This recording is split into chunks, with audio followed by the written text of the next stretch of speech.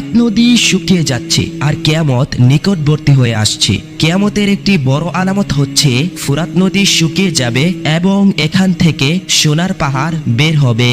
রাসূলুল্লাহ সাল্লাল্লাহু আলাইহি ওয়াসাল্লাম বলেছেন, সে পর্যন্ত কিয়ামত সংঘটিত হবে না যতক্ষণ না ফুরাত নদী থেকে সোনার পাহাড় বের হবে। আর এই সোনার পাহাড়কে কেন্দ্র করে মানুষ যুদ্ধ করবে এবং প্রতি 100 জনে 99 জন মানুষ মারা যাবে। এই 100 জন মানুষের মধ্যে যে একজন বেঁচে যাবে সে মনে করবে মনে হয় আমি শুধুমাত্র একাই বেঁচে আছি। রাসূলুল্লাহ সাল্লাল্লাহু আলাইহি ওয়াসাল্লাম বলেন, ফুরাত নদী থেকে যখন স্বর্ণের পাহাড় বের হবে সে সময় যে ব্যক্তি সেখানে উপস্থিত থাকবে সে যেন তা থেকে কোনো কিছু গ্রহণ না করে। আর এই ফুরাত নদীর পানি 1999 সাল থেকে শুকাতে শুরু করেছে। যে এক সময়ে ফুরাত নদীর পানির গভীরতা এত পরিমাণে ছিল সেই গভীরতার পানি আজ কমতে কমতে শুকিয়ে প্রায় শেষের পথে।